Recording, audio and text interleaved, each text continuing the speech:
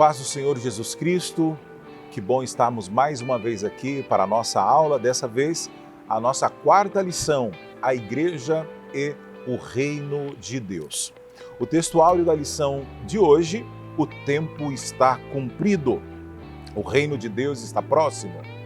Arrependei-vos e crede no Evangelho. Marcos, capítulo 1, versículo 15. A verdade prática diz que pregar a mensagem do Reino de Deus é uma importante missão da Igreja. É nosso dever. Está na grande comissão. Devemos levar a mensagem da poderosa palavra de Deus aos povos, aqueles que não conhecem a Cristo. Esse é o nosso dever. E é por isso que vamos estudar hoje a universalidade do Reino de Deus, a natureza teocrática do Reino de Deus. Na leitura diária, a leitura do texto aos Romanos, no capítulo 14, o Reino de Deus como realidade presente. Então não estamos falando de uma utopia, não, estamos falando de algo real, possível. O Reino de Deus como realidade futura, vamos entender sobre isso também. A Igreja como manifestação do Reino de Deus e a pregação do Reino como missão da Igreja. Então hoje nós temos esses objetivos para entender, que é relacionar a natureza do Reino de Deus com a nação de Israel, bem como o seu propósito com a existência da Igreja.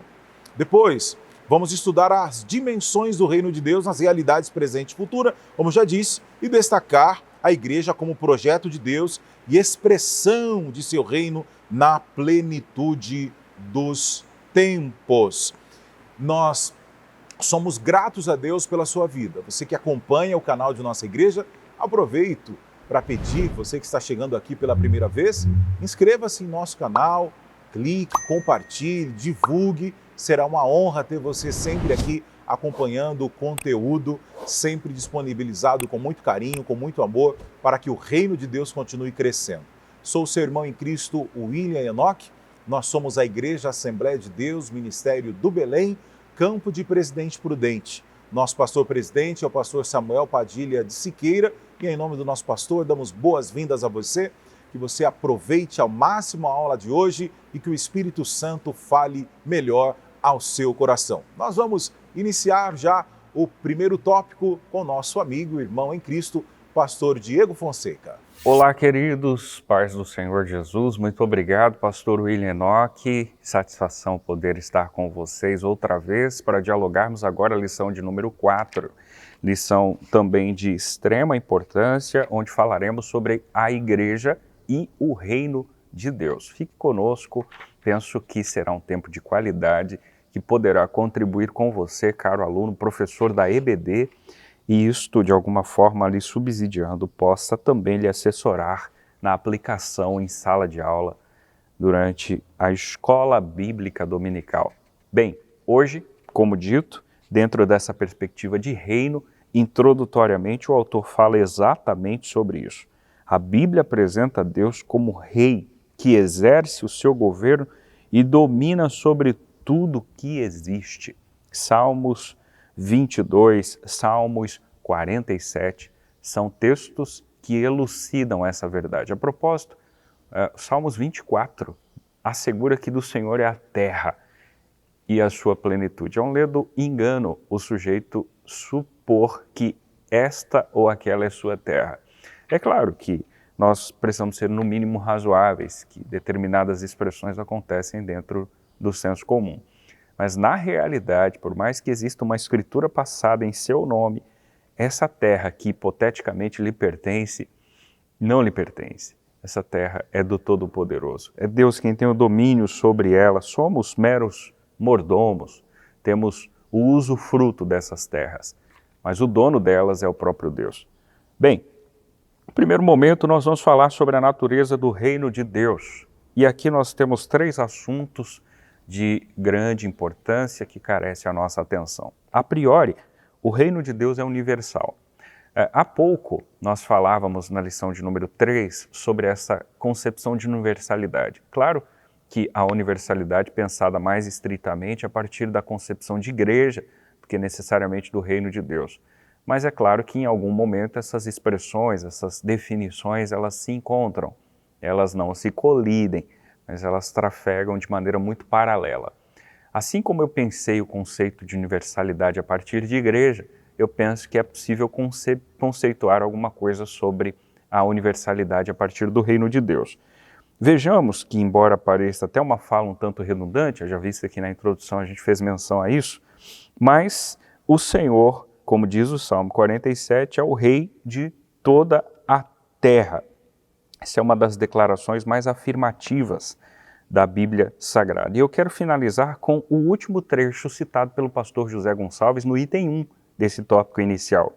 Nada nem ninguém está fora dos domínios de Deus, afirmações propostas no livro profético de Daniel. Veja só, os irmãos que nos assistem, que esse Deus ele tem o absoluto controle do universo. Deus é um Deus soberano. Dessa forma eu acabo invadindo a concepção proposta no item 2, que fala exatamente sobre a soberania divina e os acontecimentos no mundo. Então, permita-me linkar esses dois termos, tanto o inicial quanto o secundário, isto é, tanto o ponto 1 quanto o ponto 2 do tópico 1. Vejamos que nesse primeiro argumento proposto pelo pastor José Gonçalves, na altura da lição de número 4, nós temos um Deus que é rei do universo, que domina sobre a terra, que é dono dela a propósito e que tem um aspecto de soberania. E é um Deus que não perde as rédeas, que não perde o controle. Permita-me criar uma concepção aqui, que claro, essa concepção não é minha, eu não estou aqui lançando palavras ao vento. Essa é uma das compreensões fundamentadas das quais a gente pode utilizar aqui por referência. Veja que o nosso Deus, não obstante ter o controle de tudo, ter o controle do universo, ter a dimensão de todas as coisas, ter a noção de todos os acontecimentos previamente, dada a sua onisciência, esse Deus dirige essa universalidade não pelo seu poder propriamente dito, mas pelo seu caráter. E é por meio do caráter que ele permite que determinadas situações aconteçam. Se Deus fosse utilizar evidentemente o seu poder, permita-me essa modesta compreensão, jamais nós teríamos um universo adversário. O inimigo não teria vez. As maldades existentes no mundo, elas não teriam a longanimidade de Deus para não serem revistas, repensadas e tratadas. Os problemas existentes por meio de governos, por meio da política ou por meio de faltas de políticas públicas, os problemas de ordem social, os problemas de ordem física, os problemas de ordem natural, possivelmente eles não existiam. Porque se Deus se utilizasse evidentemente do seu poder, nada disso fugiria do seu controle. Mas Diego, então quando você faz menção a um Deus que conduz e permite que determinadas situações aconteçam em razão do seu caráter, você está dizendo que isto de alguma forma foge o controle de Deus? De maneira alguma.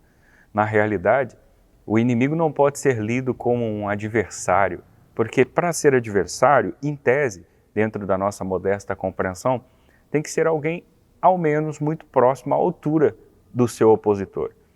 E convenhamos, irmãos, ninguém se iguala ao nosso Deus. Não existe um sujeito sequer nos céus, na terra ou embaixo da terra que tenha capacidade de enfrentá-lo sequer por algum segundo. Deus é o Deus Todo-Poderoso.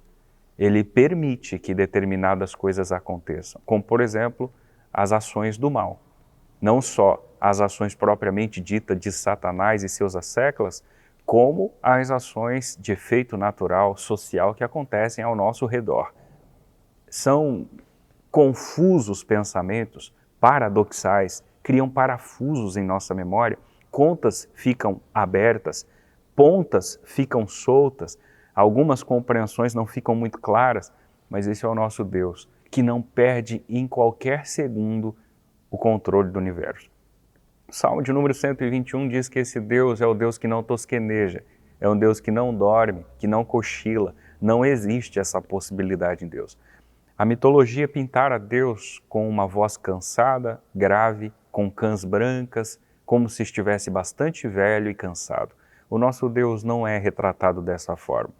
Isaías, no capítulo 40, a partir do verso 28 do seu livro, dissera: esse Deus não se cansa nem se fatiga. Você não sabe, não ouviu? Deus não se cansa nem se fatiga, não há esquadrinhação do seu entendimento. Esse é o nosso Deus. Esse Deus, agora, nessa condição de soberano, permite, então, que algumas coisas aconteçam. E estas coisas que nos ocorrem, que acontecem próxima ou distante de nós, elas não perderam o controle de Deus. Deus está no controle absoluto de todas as coisas. Agora veja que o item 3 finaliza, o pastor José Gonçalves, falando sobre o reino, sobre Israel e sobre a igreja.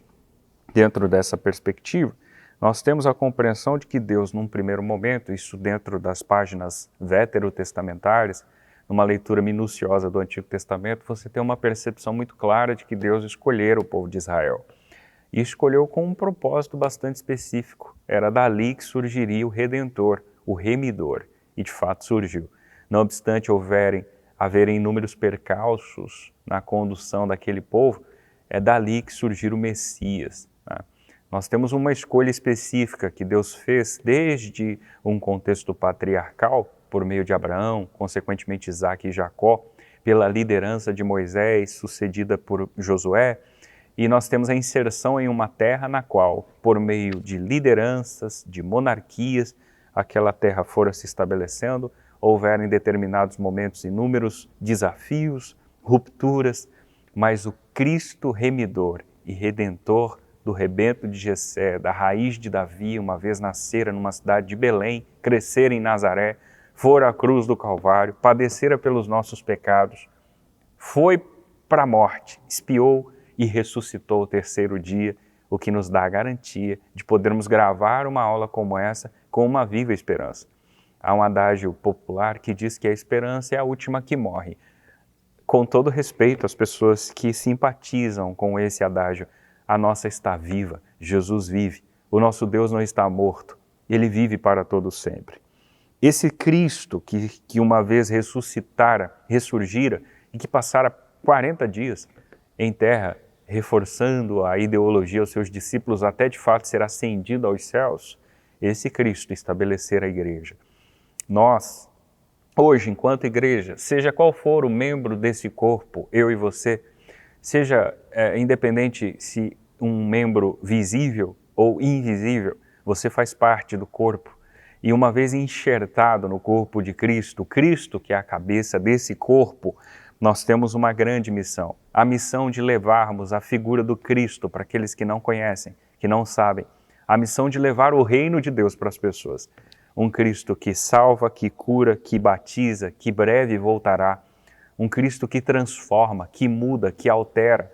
Um Cristo que muda a vida de um sujeito como uma metamorfose impensada, inimaginável, que dá um giro na vida de alguém de 180 graus, que o sujeito sai de uma para uma outra direção por meio do sangue de Cristo. Sangue remidor, redentor, curador, purificador. O sangue no qual João, escrevendo uma de suas cartas, dissera que é a razão que nos purifica de todo pecado. Agora, este Cristo, por meio da sua morte e ressurreição, estabeleceu a igreja. E ele assegurou, no capítulo 16, verso 18, salvo engano, do Evangelho conforme Mateus, que as portas do inferno não prevaleceriam contra ela.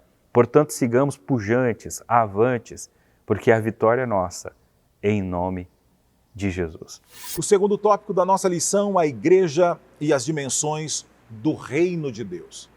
Observamos que Jesus, quando lemos os evangelhos, chamando a atenção para a dimensão presente do reino de Deus, Mateus, por exemplo, aponta Jesus libertando e curando o endemoniado cego e mudo, capítulo 12, versículo 22. Esse fato extraordinário provocou o ciúme, provocou a ira, o descontentamento dos fariseus que acabaram acusando Jesus de fazer isso pelo poder de Beelzebu. A resposta de Jesus foi reveladora. E a resposta foi: mas se eu expulso os demônios pelo Espírito de Deus, é conseguintemente chegado a vós o reino de Deus. Capítulo 12 também, versículo 28.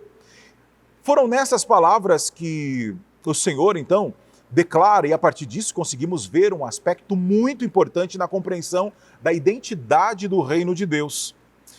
Aqui aprendemos então a realidade presente. Era o próprio Jesus mostrando para eles: olha, vocês não observaram, mas já chegou, já está entre vós o reino de Deus. Em outras palavras, com o advento de Jesus, o reino de Deus já estava presente entre os homens. E o nosso Senhor disse que o reino de Deus havia chegado.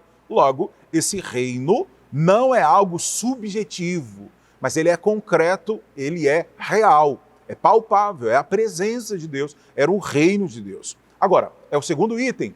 Onde é que está? Onde está o reino de Deus? Como realidade presente, não está relacionada ao espaço geográfico, mas aqui é uma alusão à presença de Jesus. Porque todos nós sabemos, onde existe a presença de Jesus, está ali o reino de Deus manifesto. Em outras palavras, toda vez que pessoas são salvas, são libertas, são curadas, são transformadas por Deus, são libertas das garras do adversário, o reino de Deus está presente. Porque onde chega a presença de Deus, o mal tem que ir embora, tem que sair. Deus está presente. Dessa forma, o reino de Deus estava presente no ministério de Jesus, de uma forma muito real, era o próprio reino de Deus. E aí, ele mesmo era a manifestação do reino. Estava presente no ministério apostólico da igreja primitiva e, finalmente, está presente por intermédio da igreja de Cristo da presente era. Então, aqui é para reforçar que quando nós, enquanto igreja, preservando a comunhão, zelando pelo compromisso com a palavra de Deus, servindo a Deus com alegria, com integridade e responsabilidade, somos o reino de Deus na terra. É por meio da igreja que o reino de Deus é manifestado. Agora, para qual propósito? É porque o reino de Deus também deve ser visto como realidade futura. Assim como o reino de Deus possui uma dimensão presente, ele também possui uma dimensão para o futuro. Esse é o aspecto escatológico do reino de Deus. Quando escreve aos Coríntios, Paulo destaca os tipos de pessoas que ficariam de fora desse reino vindouro. Embora o reino de Deus seja uma realidade presente hoje, e mesmo sendo possível já experimentá-lo agora, ele se manifestará na sua plenitude na era vindoura. Então, lá no milênio, o reinado de 1000 anos sobre a terra faz parte dessa dimensão futura do reino de Deus. Então, o reino de Deus possui essa dimensão presente, mas ela também possui uma dimensão futura que é escatológica. Agora, por que isso é extremamente importante? E é bom que compreendamos que, enquanto igreja, enquanto parte do reino de Deus aqui, o nosso alvo, o nosso objetivo não é alcançar as benesses aqui nessa terra. Por mais que desfrutamos do reino de Deus, das bênçãos de Deus, o nosso maior alvo é chegarmos nas mansões celestiais, é desfrutarmos de tudo aquilo que Deus tem preparado para cada um de nós. Então vamos zelar, vamos preservar a nossa comunhão com Deus, vamos colaborar, vamos compreender sempre que sim, por meio da igreja, estamos desfrutando, estamos aqui fazendo parte do reino de Deus. No entanto, essa projeção também é para o futuro, é para a era vindoura. E para chegarmos lá, exige-se de cada um de nós essa perseverança, essa prudência, esse amor a Deus acima de todas as coisas. E por isso a Bíblia é clara: buscai primeiro o reino de Deus, a sua justiça, e todas as demais coisas nos serão acrescentadas. Pois bem, queridos, aqui estamos de volta para finalizar a argumentação da aula de hoje, lição de número 4, falando igreja, reino de Deus, enfim, a igreja no contexto do reino. Eu convido você para pensarmos um pouquinho sobre a distinção entre igreja e reino. Embora sejam situações muito parelhas, muito próximas, existem distinções entre elas. Se a igreja faz parte do reino de Deus, fosse o seu questionamento, responderíamos seguramente que sim, indubitavelmente. Agora, ela não é o reino de Deus em toda a sua expressão. O reino é mais amplo, envolve concepções da antiga e da nova aliança. Contempla a comunidade estabelecida no Israel de Deus e na igreja de Deus. Existe essa completude, existe esse aspecto amplo que contempla a concepção de reino, diferentemente de igreja, que é uma concepção restrita às páginas neotestamentárias. Não dá, com muito respeito e compreensões teológicas dos senhores, não dá para pensarmos a concepção de igreja nas páginas do Antigo Testamento. Haja vista que lá não existia essa etimologia, nós não tínhamos essa expressão em execução. Não é habilitada essa expressão no Antigo Testamento, a sua compreensão fugirá do seu sentido. Agora, eu posso pensá-la dentro de uma concepção divina, haja vista que tudo foi criado, pensado, arquitetado, planejado por Deus desde a fundação do mundo. Isso é óbvio. Mas a execução desse plano, a habilitação propriamente dita da funcionalidade igreja, ela acontece nas páginas do Novo Testamento. Pois bem, a igreja expressa o reino de Deus, afirma o pastor José Gonçalves. Ela foi idealizada, projetada por Deus para ser a expressão do seu reino na plenitude dos tempos. Não é um improviso, não é um plano B. A propósito, Deus não trabalha com plano B. O plano de Deus sempre deu certo, né? Poxa vida, né? E o Senhor colocou Adão, por meio de Adão, criou Eva, estabeleceu aquele casal no jardim, mas veja só, passaram dias, meses, anos, não temos como mensurar, embora quando a gente lê a Bíblia dá a impressão que o Senhor cria Adão hoje, de tardezinha Eva, e amanhã, no final da tarde, eles já comem o fruto proibido. De vez em quando a nossa leitura é um pouco equivocada nesse sentido. Eu acredito muito possivelmente que eles viveram um longo período usufruindo das benécias existentes no Jardim do Éden, mas por descuido, por relapso, acabaram sendo seduzidos pela serpente e comeram do fruto proibido. Alguém que vai na contramão, que faz a contrapartida desse pensamento, pode dizer, olha aí, o plano de Deus deu errado, ele tinha uma carta na manga, ele tinha um plano B. Na realidade, Deus cria Adão sabendo que Adão vai pisar no tomate, consequentemente Eva, sua esposa. Ele sabia de tudo, tudo estava escrito, tudo estava previsto, mas por meio da semente daquela mulher, nasceria um que esmagaria a cabeça da serpente. Bem, a partir disso, como ia dizendo, no item 2, nós temos essa compreensão de igreja como o reino de Deus, que não é uma proposta improvisada, muito pelo contrário, ela foi projetada, planejada, é eleita de Deus. O que significa dizer que debaixo do novo pacto, Deus deu à igreja a missão de fazer conhecido o seu plano e projeto de salvação para a humanidade. Essa é a nossa responsabilidade. Levar a compreensão de Cristo para as pessoas, mostrar Jesus para as pessoas. Através da nossa fala, nem sempre. Você tem que pregar o evangelho e, se for necessário, você fala alguma coisa. Parece uma incógnita, um paradoxo isso, mas em entrelinhas isso significa dizer que a sua vida vai falar muito mais alto que as suas palavras. Seu comportamento, sua conduta, suas ações, elas são um megafone, né? Elas falam muito alto. Por fim, a igreja e a mensagem do reino de Deus. Pregar o reino é a importante menção ou missão da igreja. Falando aos presbíteros de Éfeso, Paulo recordou que pregou a eles o reino de Deus. Ou seja, olha só o que é o título do item 3, a igreja e a mensagem do reino de Deus. Irmãos, nós, enquanto ministros do evangelho, você enquanto professor da escola dominical, aluno, você enquanto evangelista que sai para as ruas, cantos e valados, falando de Jesus para as pessoas, a nossa missão primaz, a nossa primeira missão não é outra senão pregar o reino de Deus. Existem outras questões envolvidas no pacote, no bojo, no combo, obviamente. Há algum problema de falar sobre outros assuntos a não ser esse? Naturalmente que não, desde que esses assuntos não sejam assuntos escandalosos. Agora, existem, dentro de uma modesta compreensão, inúmeras denominações que hoje potencializam muito mais o ter do que o ser. Existem algumas vertentes que fomentam nos púlpitos de determinadas igrejas mais a concepção da terra do que a compreensão do céu. O sujeito está tão feliz com a terra que ele se sente satisfeito sem o céu. Isto por quê? Porque alguém se perdera no sentido, no propósito, que era pregar o reino de Deus. A missão da igreja, a missão inicial, primeira que nós temos é pregar o reino de Deus.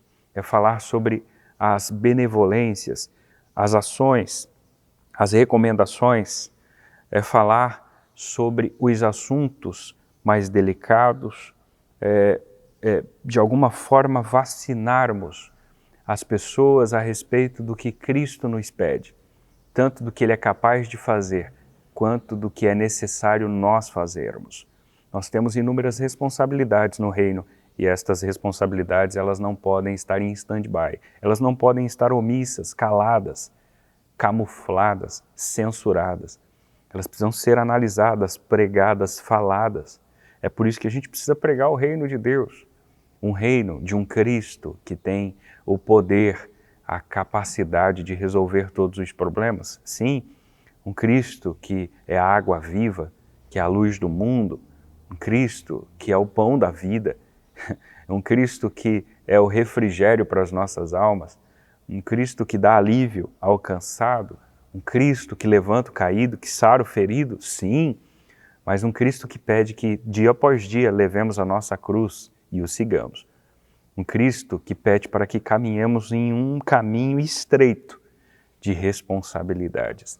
Que o Senhor nos ajude no exercício do reino, que vivamos o reino, que façamos para o reino, que tudo que você colocar a sua mão para fazer, que seja para glorificar o reino de Deus, que não seja para receber aplausos humanos, porque senão, por mais bela que seja a sua iniciativa, me permita dizer isso, ela se perdeu na motivação.